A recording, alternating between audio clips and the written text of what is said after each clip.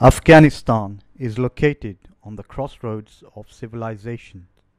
For centuries, this region has been the center for great powers questing to control Silk Route, Indian subcontinent, and mineral-rich Central Asian region.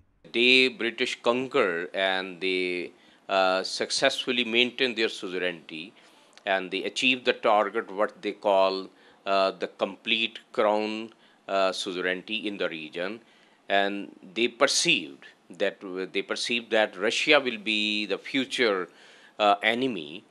So the day British came to Indian subcontinent, and they were thinking how can to prevent or block the USSR or the previously historically Russian expansion towards to Southwest Asia, South Asia, and towards the Central Asia. For that purpose, they have taken certain measures, and most prominent were first their achievements were, and their beginning was to they enforce war with the Afghans. So first Anglo-Afghan war, second Anglo-Afghan war, third Anglo-Afghan war, all were based to conquer Afghanistan. That ultimately they should footstep in Afghanistan, and then they blocked physically Russian.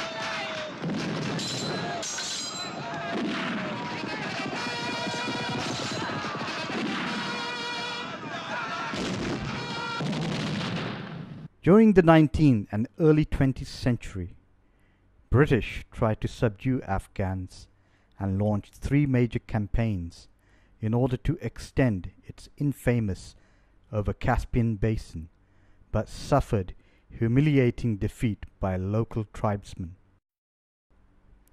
But the great powers could not stop their urge to control of this region, and just after Second World War, this region again became hub of covert operation, which culminated in USSR sending its troops in quest of hot waters.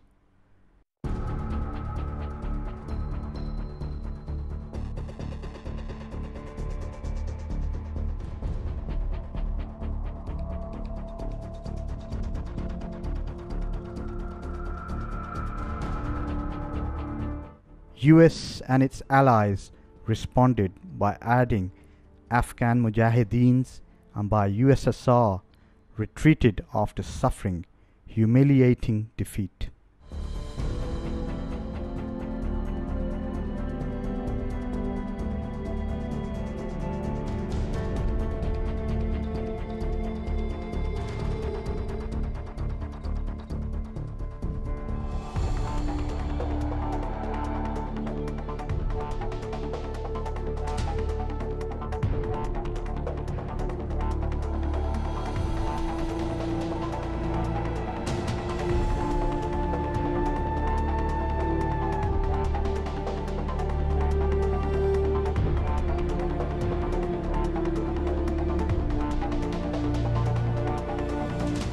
Either you're with us, either you love freedom and with nations which embrace freedom, or you're with the enemy. There's no in between. You're either with us or you're with the enemy. That's clear. I will continue to make that clear. American armies are again occupying this region in their infamous war on terror. So in less than 200 years, this region saw 3 main conflicts between world powers and their proxies.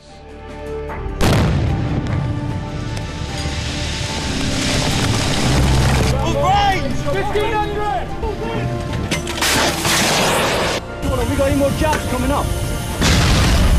When we discuss about Afghanistan's and Pakistan's tribal area significance in this new coined term which we call it Great Game, that is too much. We can say that without Pakistan, there is no possibility of any channelization of resources from Euro-Asia to the Persian Gulf, and then channelizing with the rest of the world through the Indo-US, through the Indian Ocean. Quest for energy has now driven US to search for energy supplies in the Central Asian region.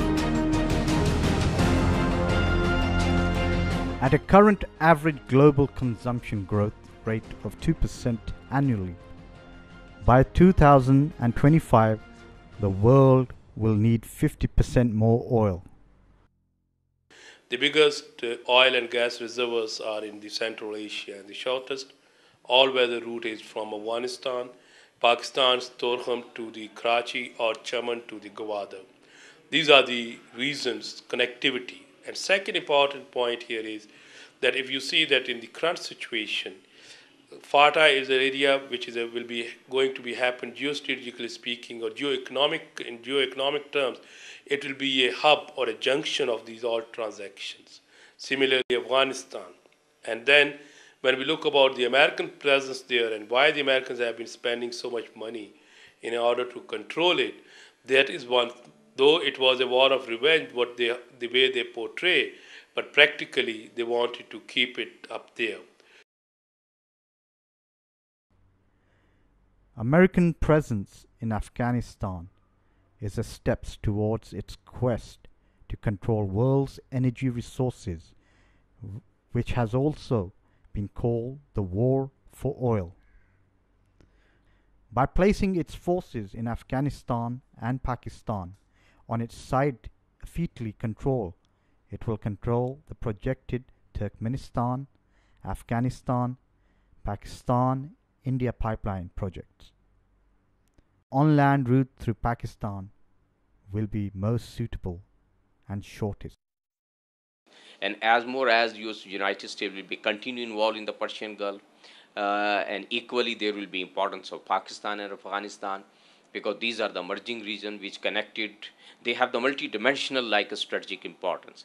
One-sided, they have a road link or a peaceful passage to Central Asia. On the other hand, they are working as a junction with them, like a Persian Gulf and the other southwestern countries. So that region is, since the 1945, is very important part or like a cornerstone of the United States, and still that is very important in all their strategy, and it will be for Pakistan and Afghanistan. And it's basically for Pakistan and Afghanistan's policymaker and security establishment, how can they will exploit their geopolitical, geostrategical location, and they will gain more economic and military objectives.